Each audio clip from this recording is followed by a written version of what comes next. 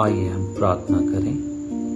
सर्वशक्तिमान दयालु पिता परमेश्वर, आपने हमसे वादा किया है कि जहां 2 या 3 मेरे नाम से इकट्ठे हों, मैं उनका मांगा वर दूंगा। इस समय हम सब परिवार आपके पवित्र वेदी के निकट आते हैं, हमारे मनों को शुद्ध कर कि आत्मा की सच्चाई से हम आपकी आराधना स्तुति कर सकें, हमारे प्रभु यीशु ख्रिस्त के द्वारा। आमीन।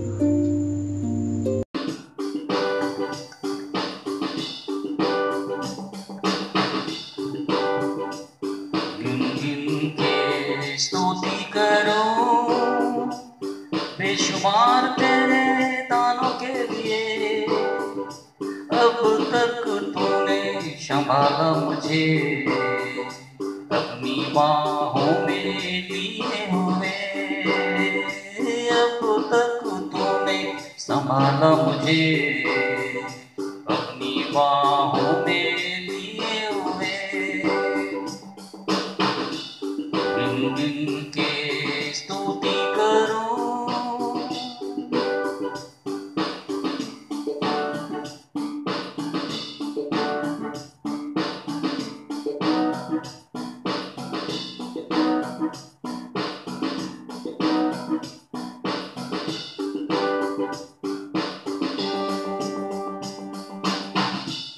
शत्रु का निशाना तुझ पर न होगा प्रबल, तेरे शत्रु का निशाना तुझ पर न होगा प्रबल। अपनी आंखों की पुतली जैसे वो रखेगा तुझे हर पल।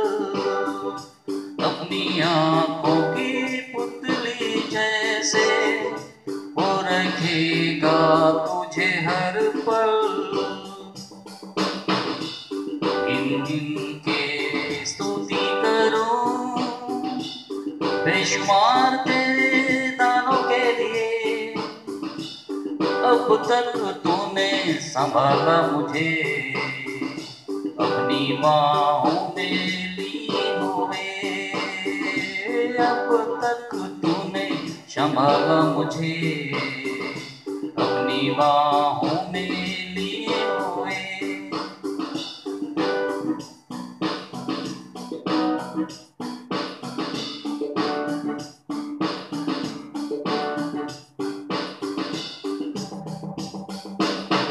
आंधियां बन कर के आए जिंदगी के फिकर, आंधियां बन कर के आए जिंदगी के फिकर। कौन है तेरा खेवनहारा, है भरोसा तेरा किधर।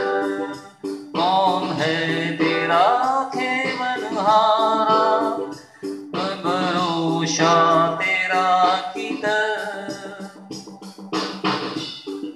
गिन के स्तुति करो बेशुमार तेरे दानों के लिए, अब तक तूने संभाला मुझे अपनी बाहों में लिए हुए। अब तक तूने संभाला मुझे अपनी बाहों में लिए हुए।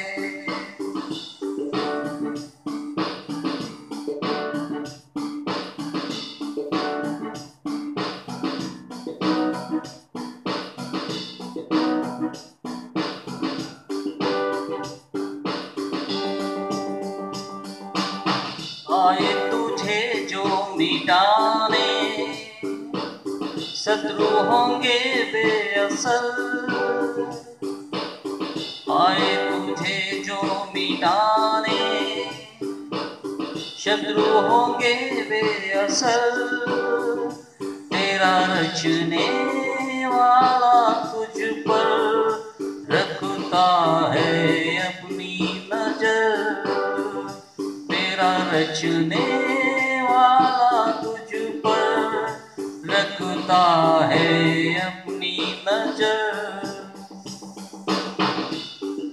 गिन के स्तुति करूं, बेशुमार तेरे दानों के लिए। अब तक तूने संभाला मुझे, अपनी बाहों में लिए हुए। अब तक तूने संभाला मुझे, अपनी बाहों में लिए हुए। गिन गिन के स्तुति करूं। सबको की है, जय मसीह की। परमेश्वर पिता का धन्यवाद हो, हम सब जीवित और सुरक्षित पाए गए और फिर से एक बार हम परमेश्वर पिता की संगति में बुलाए गए। आज के जो मैंने मनन चिंतन का विषय लिया है वह कहता है आशा अब भी बाकी है। एक बार की बात है, एक शतरंज खिलाड़ी एक पेंटिंग एग्जीबिशन में जाता है। उसकी निगाहें बहुत सारी पेंटिंग की ओर जाती है और एक बार ऐसा होता है कि वह एक पेंटिंग के पास में जाकर खड़ा हो जाता है और काफी देर तक उस पेंटिंग को वह निहार रहा होता है। मसीह प्रियो, वह इसलिए होता है क्योंकि वह जो पेंटिंग थी वह एक शतरंज के गेम की थी। एक शतरंज का बोर्ड बिछा हुआ होता है और उस बोर्ड के एक तरफ एक शैतान बैठा रहता है और एक तरफ एक जवान लड़का बैठा रहता है। उन दोनों में गेम चल रही होती है और वह जो शैतान होता है वह जोर से हंसते हुए चेक और मेट कहता है और वह जो लड़का है वह अपने दोनों हाथ से अपना सिर पकड़े हुए शतरंज के बोर्ड को देख रहा होता है। वह जो शतरंज का खिलाड़ी था वह उस पेंटिंग में इतना ज्यादा खो जाता है कि वह भूल जाता है कि वह एक महज पेंटिंग है और वह जोर से उस पेंटिंग की ओर देखकर कहता है, अरे वो भाई, एक खेल और बाकी है, तुम अब भी जीत सकते हो, आशा अब भी बाकी है, अब हार तुम नहीं मान सकते। और वह जोर से उस बात को वो रिपीट करने लगता है। मसीह प्रियो, हमारे जीवन भी कभी कभी इसी शतरंज के खेल की तरह होता है। वह शतरंज का बोर्ड जो रहता है वह हमारा जीवन रहता है और खेलने वाले खिलाड़ी हम रहते हैं और हमारी मुसीबतें रहती है। कभी कभी तो शैतान स्वयं हमारा विरोधी रहता है जो हमसे खेल रहा होता है और वह देखने वाला कोई और नहीं, वह देखने वाला परमेश्वर पिता होता है। परमेश्वर पिता के दूत होते हैं और पवित्र आत्मा भी कभी होता है। कई बार लाइफ में ऐसा होता है कि हम अपने जीवन में किसी प्रॉब्लम में फंस जाते हैं और हमें लगता है कि अब सब खत्म हो गया है, अब पूरी उम्मीद खत्म हो गई है, अब हम अपने जीवन में कुछ नहीं कर सकते और हम अपने सिर को पकड़ लेते हैं और सिर झुका करके हम हार मान जाते हैं।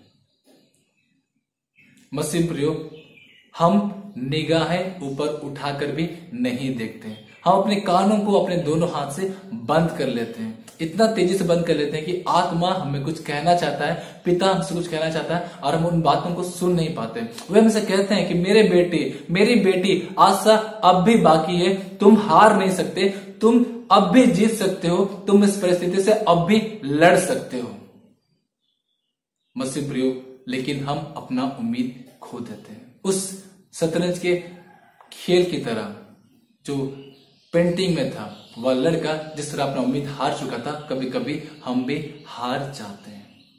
आज के दिन मैं आप सबों को उत्साहित करते हुए इस बात को कहना चाहूंगा कि लाइफ में कोई भी परिस्थिति आए हमें हार नहीं मानना है, क्योंकि वचन बताता है आशा अब भी बाकी है। पौलुस अपने पुस्तक में कहता है, रोमी 12 अध्याय उसका 12 पद में, आशा में आनंदित रहो, क्लेश में स्थिर रहो और प्रार्थना में नित्य लगे रहो। पौलुस कहता है कि हमें हमेशा आनंदित रहना है, हमें आशा में आनंदित रहना है। जब भी हमारे जीवन में तकलीफ आए, जब भी हमारे जीवन में मुसीबतें आए, जब भी हमारे जीवन में कोई रुकावटें आए, हमें स्थिर रहना, हमें धीरज धरे रहना है, हमें क्लेश में स्थिर रहना है और पिता से प्रार्थना करते रहना है। अर्थात हमें अपनी निगाहों को परमेश्वर पिता की ओर रखना है, अपनी कानों को पवित्र आत्मा की ओर लगाए रखना है, ताकि कहीं से भी अगर कोई सहायता मिली तो हम उस सिचुएशन से निकल सकें। यह जो शतरंज का गेम होता है मसीह प्रियो, हमें बहुत ध्यान से खेलने की आवश्यकता है, क्योंकि कभी कभी हमें सामने वाला विरोधी इतना ज्यादा डिमोलाइज कर देता है कि हम अपने आप में निराश हो जाते हैं। हम पहले ही गेम खेलने से पहले हार मान जाते हैं। हम भूल जाते हैं कि हमारे लाइफ में और कोई चाल हो सकती है और हम क्या हो जाते हैं, हतोत्साहित हो जाते हैं। आज के दिन मैं आप सबों को उत्साह से भरते हुए इस वचन को कहना चाहता हूं कि आशा अब भी बाकी है। इस वचन को सुनने वाले कई ऐसे श्रोतागण होंगे जो आज अपने लाइफ में किसी न किसी मुसीबत में होंगे, कोई न कोई परीक्षा में पड़े होंगे। मैं आपको उस परीक्षा को जो आदम और अयूब से लिया गया, जो अब्राहम और अयूब से लिया गया था, उस परीक्षा को स्मरण दिलाते हुए कहना चाहूंगा।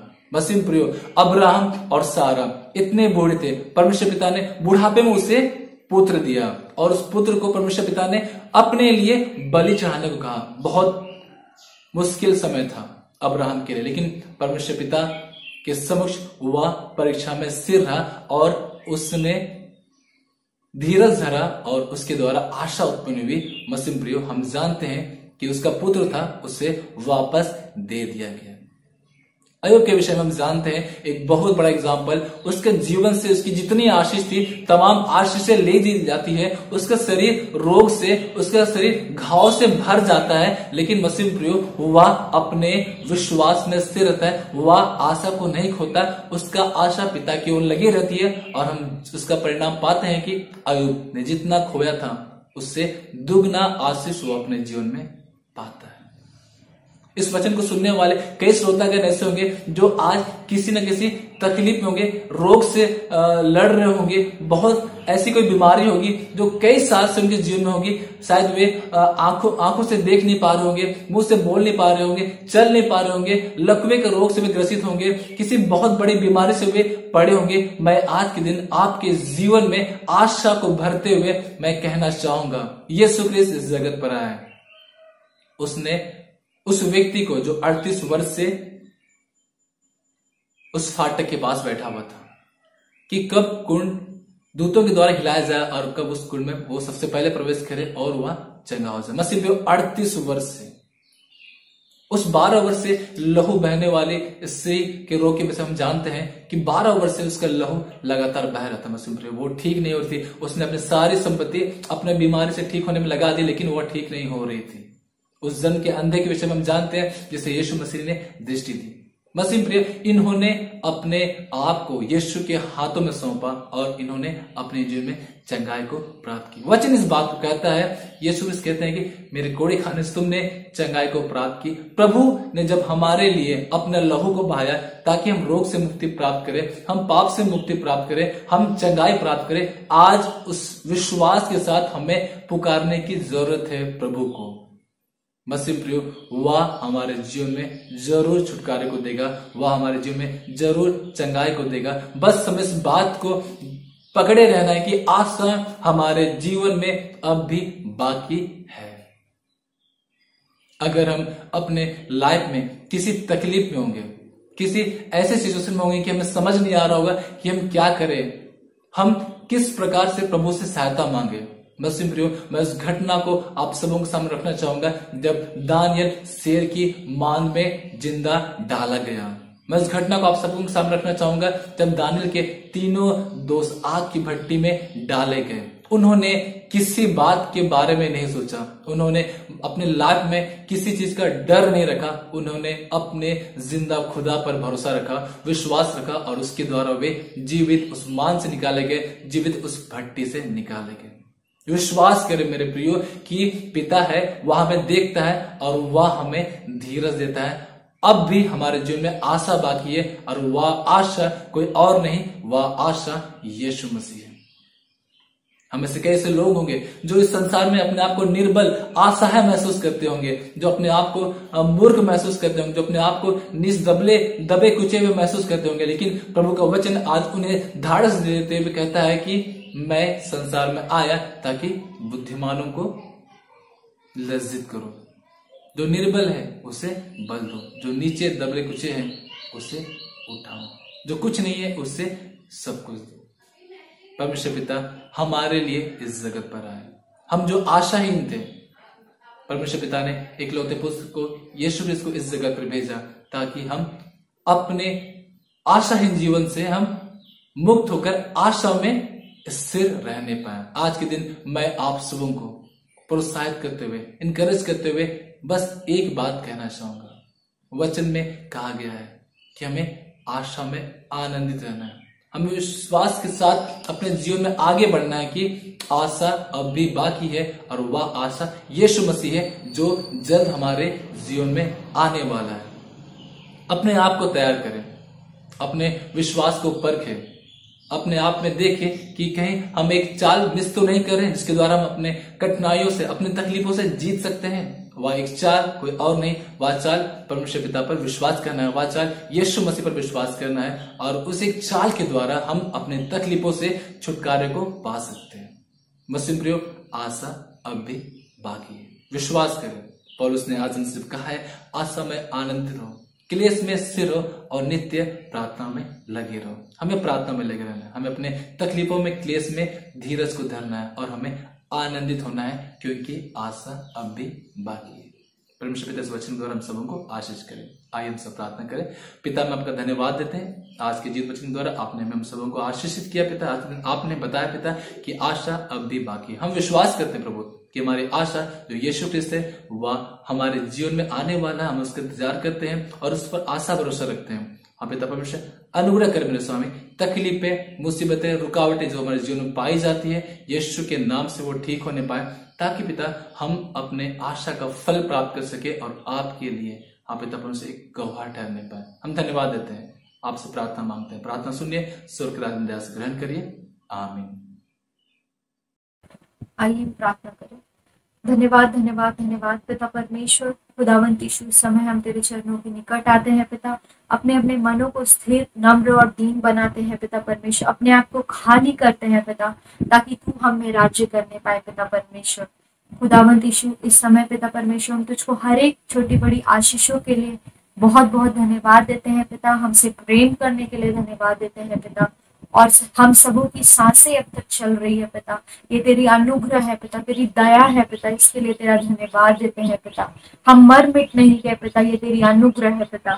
खुदावंत यीशु, इस समय हम प्रार्थना करते हैं वर्तमान परिस्थिति के लिए पिता, आज भी जितने लोग पिता कोविड से ग्रसित है पिता परमेश्वर, उन सभी के लिए विशेष प्रार्थना करते हैं पिता परमेश्वर, जो पिता परमेश्वर अलग अलग देशों में बीमार है पिता परमेश्वर, और पिता परमेश्वर सिर्फ कोविड से नहीं परंतु अन्य बीमारियों से भी ग्रसित है पिता परमेश्वर, मानसिक रोग से ग्रसित है पिता।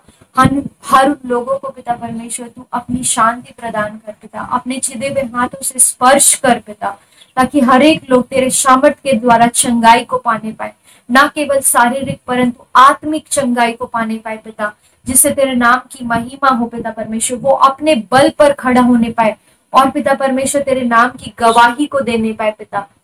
खुदावंत यीशु, हम प्रार्थना करते हैं हर उन सेवा कर्मियों के लिए पिता, जो आज इस कठिन समयों में भी पिता तेरे लोगों की सेवा टहल कर रहे हैं, हर उन मेडिकल स्टाफ्स, हर उन पैरामेडिकल स्टाफ्स के लिए प्रार्थना करते हैं पिता, हर उन लोगों को पर तू अपनी दया को उंडेल पिता, नई सामर्थ और नई बल को दे पिता, ताकि दिन प्रतिदिन तेरी सेवा को पिता करने पाए पिता, अपनों के समान पिता परमेश्वर वो एक दूसरे की सेवा करने पाए पिता, और उनके परिवारों को भी तू सुरक्षित रख पिता परमेश्वर, ताकि पिता परमेश्वर उनके द्वारा पिता कई सारे लोग पिता तेरे करीब आने पाए और तेरे प्रेम को समझने पाए पिता परमेश्वर। खुदावंत यीशु, हम हमारे बिशप बाबा, हमारे हर एक पादरी, प्रचारक, डिकन और जितने भी ऐसे लोग जो पिता अपने जीवन को तेरे लिए समर्पित किए हैं पिता, तेरी सेवा के कार्यों के लिए, हर उन व्यक्तियों को पिता परमेश्वर तू धीरज प्रदान कर पिता परमेश्वर, ताकि अंत तक पिता तेरी सेवा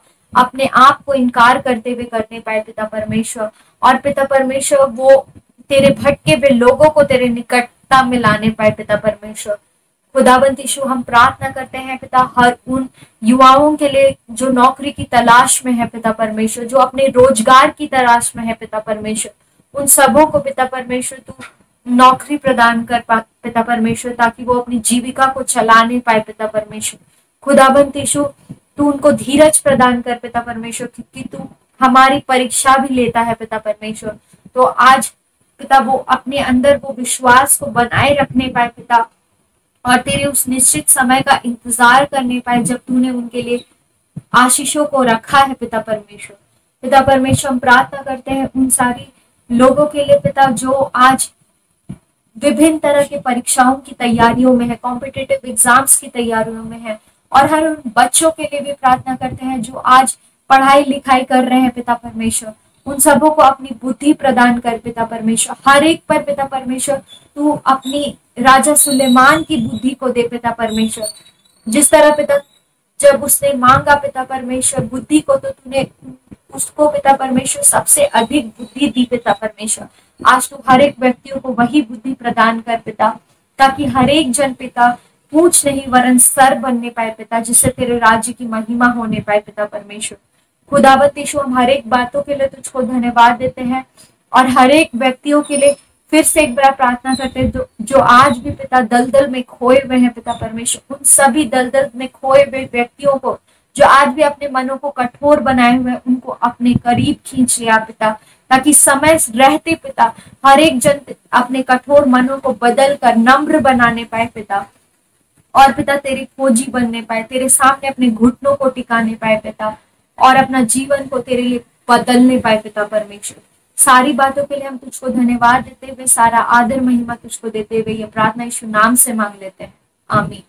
हे हमारे पिता तू जो स्वर्ग में है, तेरा नाम पवित्र माना जाए, तेरा राज्य है, तेरी इच्छा जैसे स्वर्ग में पूरी होती है वैसे इस पृथ्वी पर भी हो। और हमारे प्रतिदिन की रोटी आज हमें दे, और हमारे अपराधों को क्षमा कर जैसे हमने भी अपराधियों को क्षमा किया है, और हमें परीक्षा में ना डाल परंतु बुराई से बचा, क्योंकि राज्य सामर्थ और महिमा अब और सर्वदा तेरी, आमीन। और हमारे प्रभु यीशु क्रिस्त का अनुग्रह, पिता का प्रेम और पवित्र आत्मा की सब भागीदारी हम सबों के साथ सदा सर्वदा बने, आमीन।